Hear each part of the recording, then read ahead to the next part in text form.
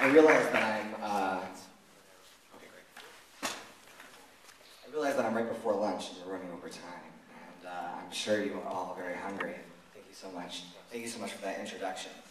So my name is Courtney D'Allard. I'm from the University of Albany. I'm doing a lot of work across the SUNY system. I'm very excited to be here. For a little bit of my background, I actually came up through a community college, so it's really important to do work at this level, and so I'm really, really excited to be here and to have this conversation with you all, because I think it's one of the most important conversations we can have. You're doing direct impact in your communities. Your students that you see every day is where you live, and you're making that difference, and I want to thank you for all the work that you do. So we're going to be using the term LGBTQ with an asterisk, all right? We want to let you know that this term, lesbian, gay, bisexual, transgender, queer questioning, actually is much larger, right? There are a lot of identities within that. It can go on pansexual, asexual, etc. So we use that limited acronym because most people know it. So we use LGBT or LGBTQ because most people know that acronym rather than expanding it all the way across. But we do want to indicate this asterisk and indicate that there's limited ability for this acronym to encompass all the possible spectrum of identities of which people identify with. All right, does that make sense?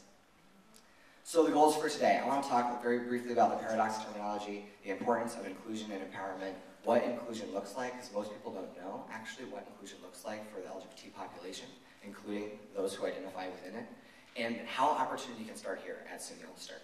So what is a safe space? I'm talking about brave safe spaces today. A safe space, or mission of a safe space, might be to support and empower members of the community through education, engagement, and deliberate dialogue in order to provide an affirming and inclusive environment for all LGBTQ students, faculty, and staff. Often when we talk about safe spaces, we're talking about students. We have to realize that a lot of our faculty and staff haven't gotten the support services around their identity in their youth, right? They might not have support services with their colleagues or in their departments, might not even feel welcome coming to their departmental holiday dinner. So we need to look at this as an entire institution and everybody within it.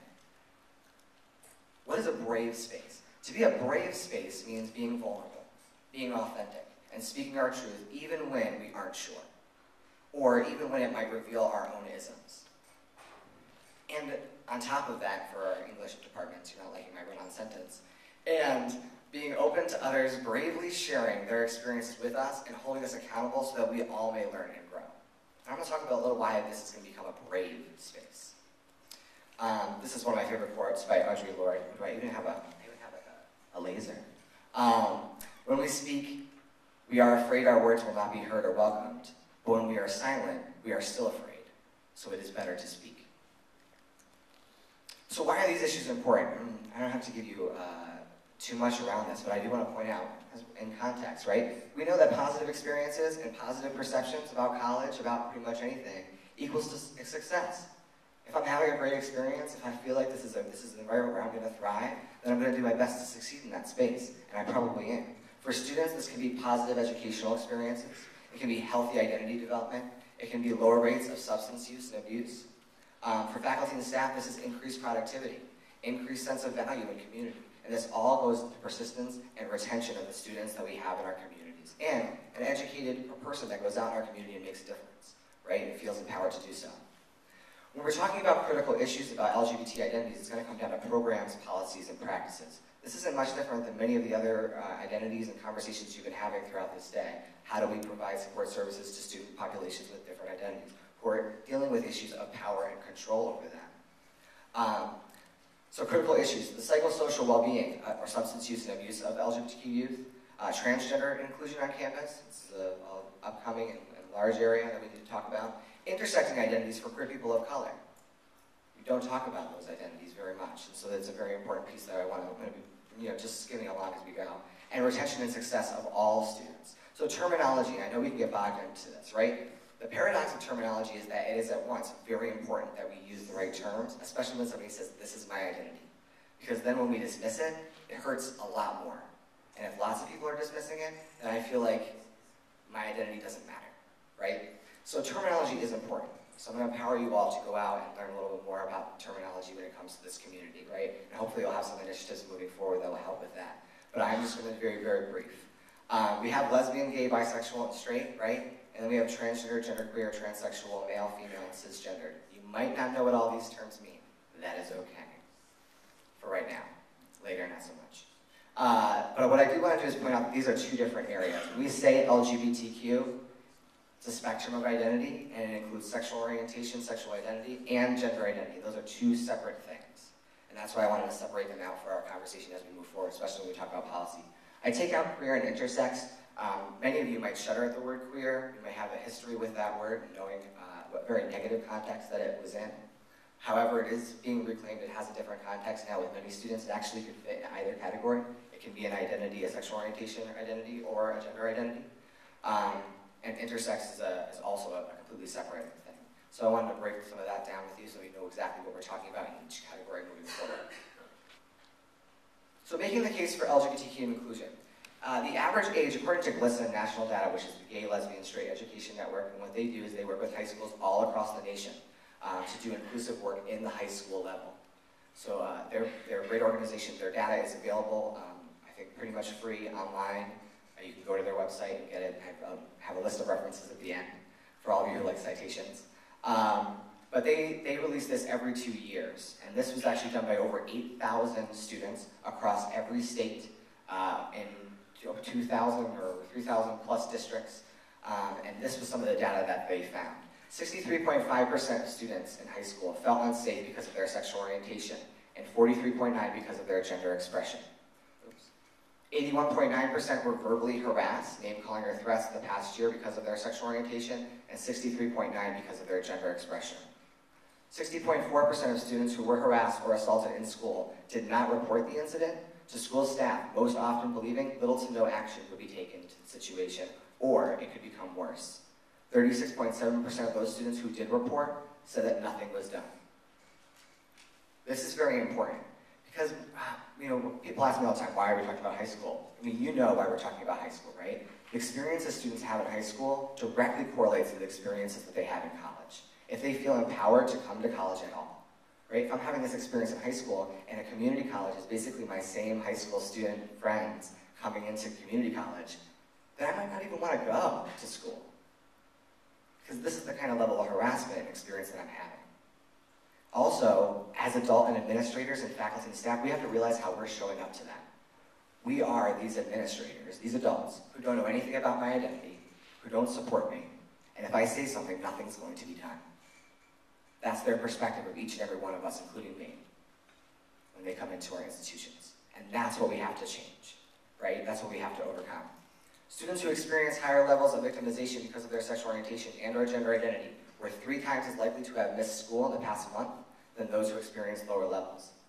What does this mean? It means that some of our most vulnerable students are students that are experiencing the most victimization, don't have the ability maybe to continue on to look at college as the next level, because what happens in this victimization, what we see, is that they have a GPA grade half a grade lower than the national average.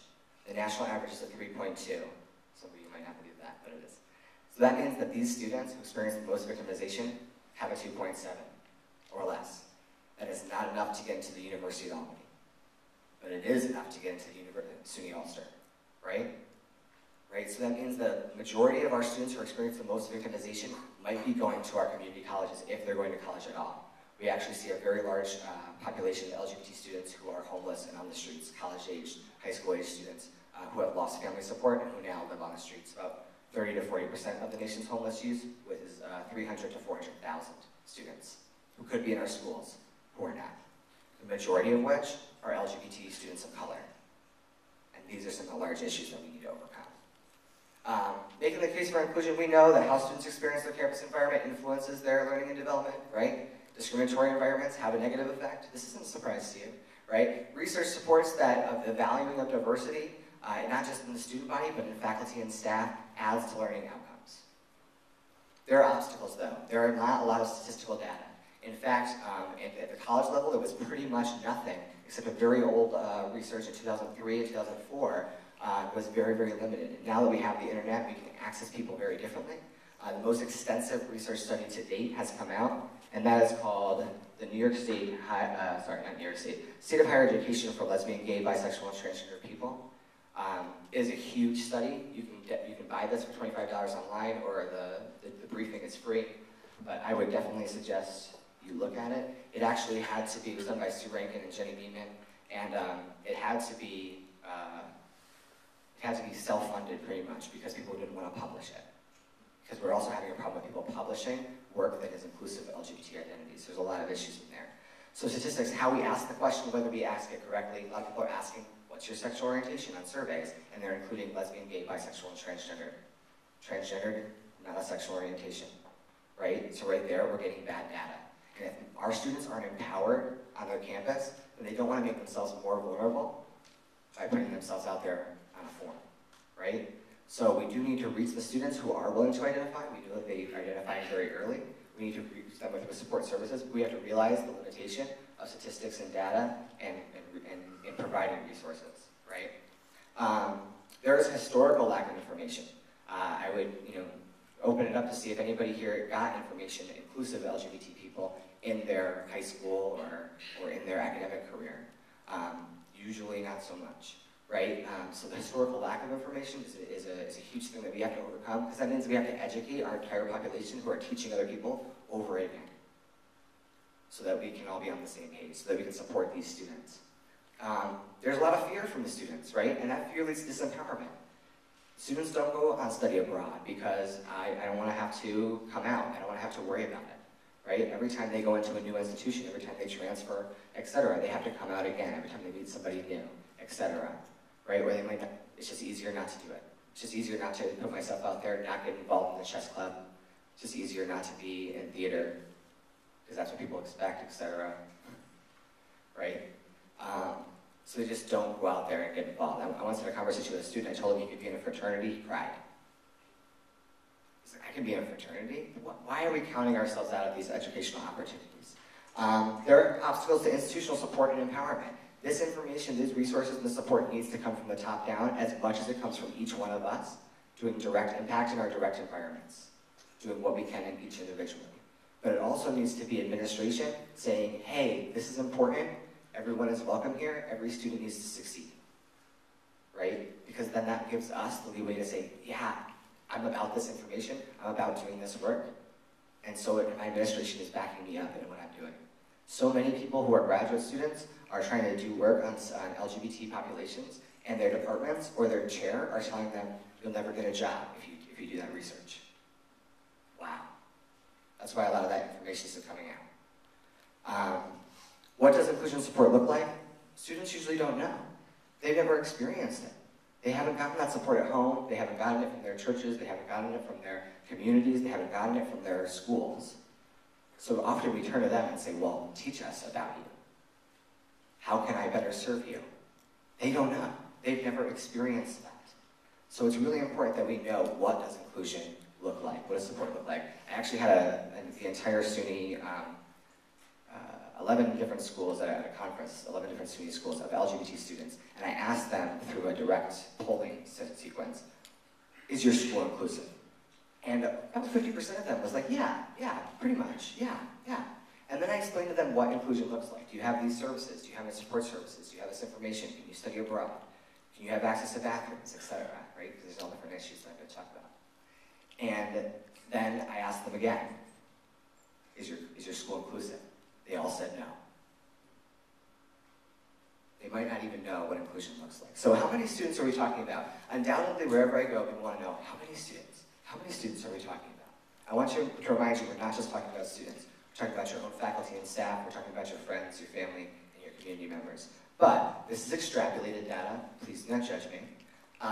Based on Glisson's data, we can extrapolate, right? This is just extrapolated, so we can just a ballpark opportunity. That anywhere between 12 and 26% of the student population personally identify as or have immediate family members who identify as part of the LGBTQ population.